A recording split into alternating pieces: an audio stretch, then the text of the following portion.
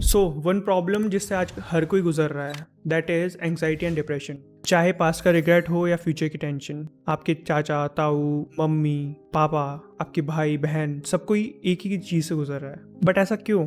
हम सोचते हैं कि हम सही हैं। एक रीज़न ये है, हमको लगता है हमारा एक एक डिसीजन बिल्कुल सही है, हम कुछ गलत कर ही नहीं सकते। फिर हमारे साथ ये इंस्टेंस क्यों हुआ? हमारे साथ ये सब किसी पर्सन ने या किसी नेचर ने क्यों किया? लोग यही सोचते रहते हैं। हार्वर्ड की एक स्टडी बताती है कि आप 47% ऑफ द टाइम केवल सोचने में गुजार जाते हो। मतलब लगभग आपकी आधी लाइफ सोचने में गुजर गई। कहाँ गई वो बचपन की हॉबीज, जहाँ हम सिंगिंग, डांसिंग, पेंटिंग ये सब किया करते थे। बट आज हमको ये सब वेस्ट लगता है, वेस्ट ऑफ टाइम।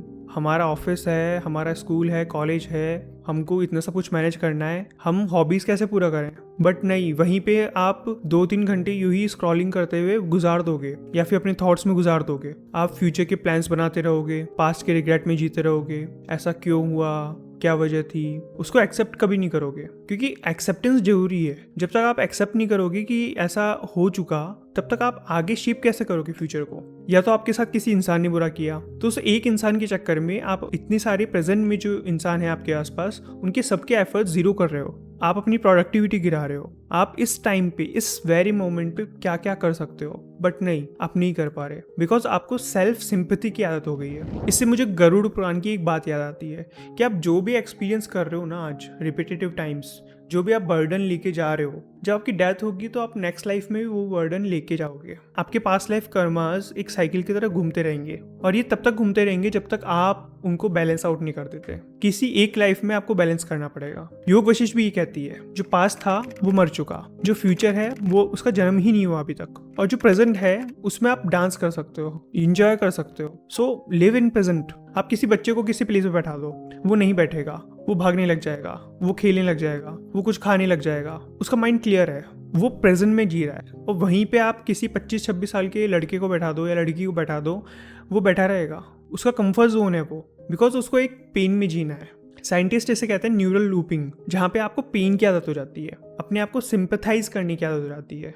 आप अपने आप को अपनी ही इमेज में इतना वनरेबल दिखाते हैं, आप दूसरों के वैलिडेशन सीख करते हैं, और इसी एक लूप में घूमते रहते हैं, घूमते रहते हैं, घूमते रहते हैं, और एक दिन सो आप अपने आप को ऐसे हील नहीं कर सकते एनालाइज करके कि क्यों हुआ, कैसे हुआ, किस लिए हुआ, बट एक्सेप्ट करके कि हाँ हो चुका।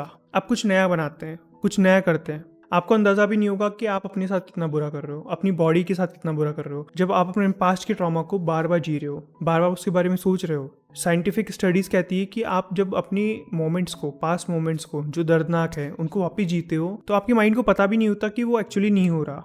आपकी बॉडी के साथ माइंड वही करता है जो आपने पास्ट में एक्सपीरियंस किया, और इसी के रिजल्ट से आपकी बॉडी कॉर्टिसोल रिलीज करती है। हाई अमाउंट ऑफ कॉर्टिसोल आपकी बॉडी को डिग्रेड करता है, आपकी फैट परसेंटेज बढ़ाता है, आपकी बड़ी बड़ी बीमारियों के कारण कॉर्टिसोल लेवल हो सकता है। इसलिए आपको एक चीज़ ध्यान रखनी होगी कि ये पास्ट एक्सपीरियंसेस बार बार नहीं होते, ये बार बार हैपनिंग्स में नहीं आते, बट आप इनको बार बार सोच के रिपीट करते हो। और रही बात इलाज की, तो यूथ के पास आजकल डिप्रेशन और एंग्जाइटी का एक ही इलाज है, रील स्क्रॉल करना। और जब आप रील स्क्रॉल करते हो तो आपने देखा होगा कि हर 10-12 रील स्क्रॉल करने के बाद 3-4 सेकंड के लिए आप ब्लैंक हो जाते हो, बिकॉज आपका किसी रील ने एक इमोशन ट्रिगर कर दिया है जो आपके पास्ट एक्सपीरियंसेस को हिंडर कर देता है। तो आप कुछ टाइम पीरियड के लिए उन एक्सपीरियंसेस को वापस जीने लग जाते हो। सोचिए, आप 3 या 4 सेकंड की रील पे फोकस नहीं कर पा रहे, या फिर 30 या 40 सेकंड की रील पे फोकस नहीं कर पा रहे, तो आप कहाँ स्टैंड कर रहे हो? मुझे एक बात याद आती है ग्रीक फिलोसफी से, if you are depressed you are living in the past, if you are anxious you are living in the future, and if you are living in peace you are in present. तो simple सी और basic सी बात है कि आपको इस endless रूप से निकलना पड़ेगा। आपको अगर कुछ बनना है, कुछ करना है, या हैप्पी लाइफ जीनी है, तो उसका कोई रेमेडी नहीं है, कोई पर्सन रेमेडी नहीं है, पर आप ही हो।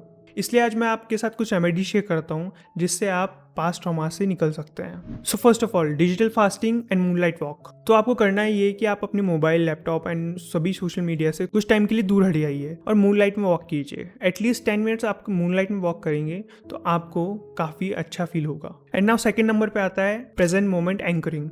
तो इसमें करना क्या है कि आप अपने अराउंड 5 चीज़ों के नाम लीजिए जो कि आप देख पा रहे हैं, 4 चीज़ें जो आप सुन पा रहे हैं, 3 चीज़ें जो आप टच कर पा रहे हैं, 2 चीज़ें जो आप स्मेल कर पा रहे हैं, और 1 चीज़ जो आप टेस्ट कर पा रहे हैं। और ये करने से आप तुरंत प्रेजेंट मोमेंट में आ जाएंगे और आपका ओवर थिंकिंग का लूप टूट जाएगा। अब बात करते हैं थर्ड चीज़ के बारे में, जो कि मेरी फेवरेट है। हम अपनी हॉबीज़ को रिवाइव करें।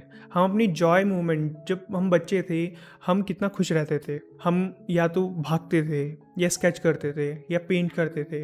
ये सब चीज़ों को हमको वापस लाना पड़ेगा अगर हमको खुश रहना है। तो आप अपनी हॉबीज़ पे बिल्कुल ध्यान दीजिए, बिकॉज जब आप हॉबीज़ पे ध्यान देंगे आपकी क्रिएटिविटी बढ़ती है, और जब आपकी क्रिएटिविटी बढ़ती है तो आपके मूलाधार में जो भी नेगेटिव चीज़ें हैं वो ख़त्म होती है, और यही मूलाधार की नेगेटिविटी है जो कि आपको कुछ करने नहीं देती लाइफ में। नाउ अब लास्ट रेमेडी आपको करना है ये कि कोई भी कॉपर का वेसल लेके उसमें पानी भर के अपने बेड के पास में रखना है, और सुबह उठने के बाद उस पानी को किसी भी प्लांट के अंदर डाल देना है।